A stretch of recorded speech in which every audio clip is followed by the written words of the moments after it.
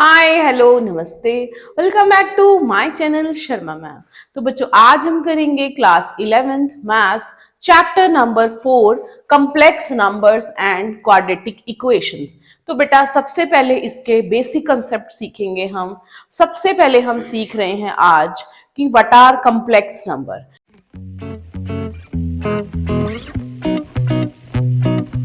तो बेटा 10th में जब आपने क्वाड्रेटिक इक्वेशन का चैप्टर किया था तो कुछ हम इस तरह d निकालते थे b² minus 4ac।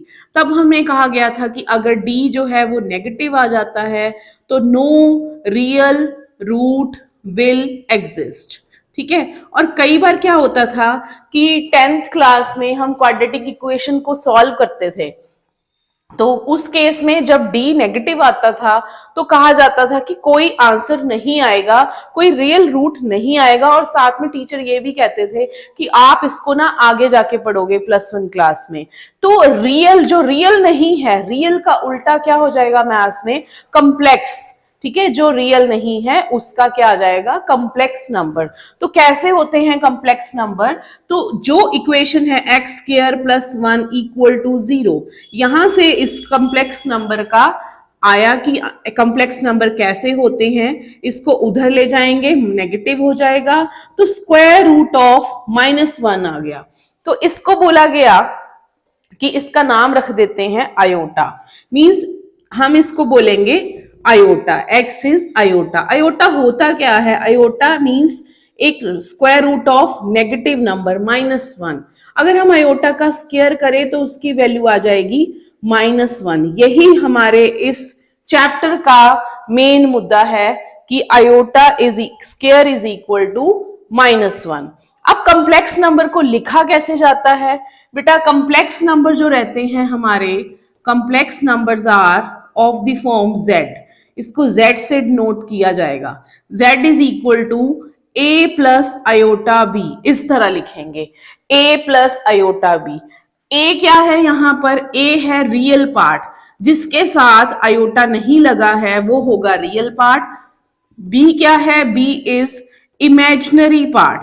b is imaginary part, जिसके साथ आयोटा लगा हुआ है उसे बोलेंगे इमेजिनरी पार्ट। अब इसके बाद जिस तरह हमें कोई एग्जाम्पल ले लेते हैं, 2 + 3 आयोटा, 4 + 3/2 आयोटा, -3 + 5/4 आयोटा। ये सब जो नंबर्स है ना बेटा, ये कॉम्प्लेक्स नंबर्स हैं। अकेला आयोटा भी कॉम्प्लेक्स नंबर है, 2 आयोटा भी कॉम्प्लेक्स नंबर है। अब मैम आप पूछोगे कि मैम इसका रियल पार्ट कहाँ है? अगर अकेला 2 आयोटा है तो हम उसको लिख देंगे 0 + 2 आयोटा। तो real part is 0 and imaginary part is 2। इस तरह इसको लिखा जाएगा। अब इसके बाद है कि अगर कोई दो कॉम्प्लेक्स नंबर को कंपेयर किया जाए तो क्या आएगा? अगर हम कोई दो कॉम्प्लेक्स नंबर्स को लें, सपोज बेटा मैंने लिया z1 is equal to z2। मान लीजिए ये दोनों कॉम्प्लेक्स नंबर इक्वल हैं। अगर ये इक्वल हैं तो अगर ये इस फॉर्म का है और ये इस फॉर्म का है तो क्या होगा? Real part is equal to real, a is equal to c होगा and b is equal to d होगा। इससे रिलेटेड हम क्वेश्चन भी करेंगे, एक्सरसाइज का क्वेश्चन भी है। तो ये था हमारा complex number which is of the form z is equal to a plus iota b। Next हम सीखेंगे अब अलजेब्रा ऑफ कॉम्प्लेक्स नंबर्स। तो अब स्टार्ट करते हैं अलजेब्रा ऑफ कॉम्प्लेक्स नंबर। उसमें हम ये सीखेंगे कि दो कॉम्प्लेक्स नंबर्स को कैसे ऐड किया जाता है, कैसे सब्ट्रैक्ट किया जाता है, कैसे मल्टीप्लाई किया जाता है और कैसे डिवाइड किया जाता है। बेटा जब आपने पहली बार रैशनल नंबर्स पढ़े थे ना तो उनकी भी कुछ प्रॉपर्टीज थी। जब आपने वहां पे ये देखा था कि दो क्लोजर लॉ किया गया था कि दो रैशनल नंबर को ऐड करने पर क्या आंसर आता है, दो होल नंबर्स को ऐड करने पर क्या आंसर आता है, नेचुरल को ऐड करने पर क्या आंसर आता है, क्या वो वही रहता है, क्या वो रैशनल ही होता है। इसी तरह हम यहाँ पर करेंगे addition of two complex number. तो क्लोजर लॉ में अगर मैं z1 ले लूं 3 + 5 आयोटा एंड z2 ले 2 + 4 आयोटा।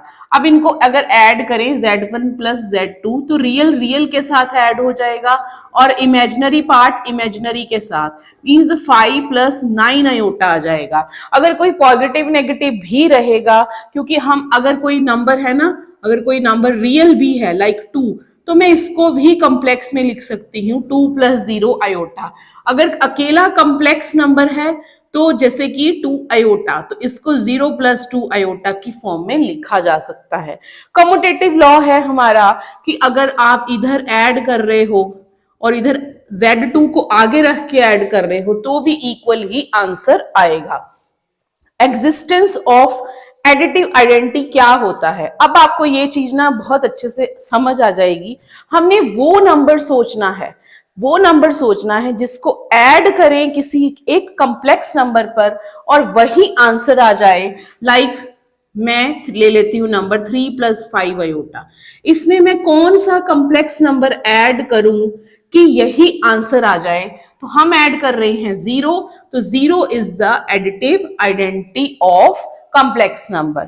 नेक्स्ट है हमारा एग्जिस्टेंस ऑफ एडिटिव इनवर्स। अगर मैं यहां पर Z लिया है ये, तो इसका इनवर्स क्या आएगा, Z इनवर्स क्या आएगा, दिस इज -3 -5 आयोटा, ताकि दोनों को ऐड करने पर हमें एडिटिव आइडेंटिटी मिल जाए। 3 प्लस 5 आयोटा -3 -5 आयोटा 0 मिल रहा है। तो ये है हमारा एडिशन लॉ। अब नेक्स्ट हम करेंगे सब्ट्रैक्शन।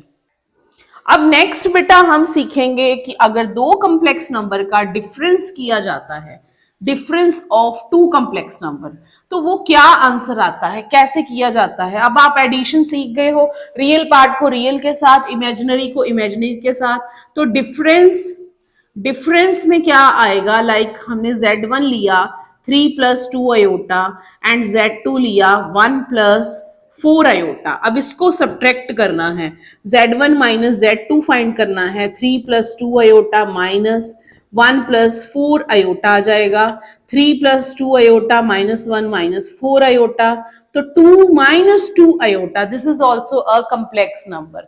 नेक्स्ट है बेटा टॉपिक हमारा multiplication. This is very very important. How to multiply two complex number. Multiplication of two complex number, कैसे दो नंबर्स को मल्टीप्लाई किया जाएगा। Z1 यही ले लेते हैं 3 plus 2 iota and Z2 1 plus 4 iota. तो अगर Z1 को Z2 से मल्टीप्लाई करना है तो 3 plus 2 iota multiply 1 plus 4 iota, इस तरह ही रखेंगे जैसे नॉर्मल करते हैं ना मल्टीप्लाई, वैसे ही करेंगे, बस कुछ ऐसी वैल्यूज भी भर देंगे। जैसे 3 को अब हम इन सब के साथ करेंगे, 3 1 जा 3, 3 4 जा 12, साथ में आयोटा भी आएगा। अब 2 आयोटा को कर रहे हैं, 2 आयोटा 1 जा 2 आयोटा, 2 4 जा 8, और आयोटा इंटू आयोटा बेटा हो जाएगा आयोटा स्क्वायर, और हमने अभी पढ़ा कि आयोटा स्क्वायर इज -1, तो वही यहां पर फिल करना है। ये दोनों लाइक टर्म्स हैं, ये ऐड हो जाएंगी, -8 क्योंकि आयोटा स्क्वायर क्या है -1, तो 8 1 जा 8 और माइनस का साइन, तो -5 प्लस 14 आयोटा। आपने ना कॉम्प्लेक्स नंबर को ऐसे ही लिखना है, पहले रियल पार्ट फिर इमेजिनरी पार्ट।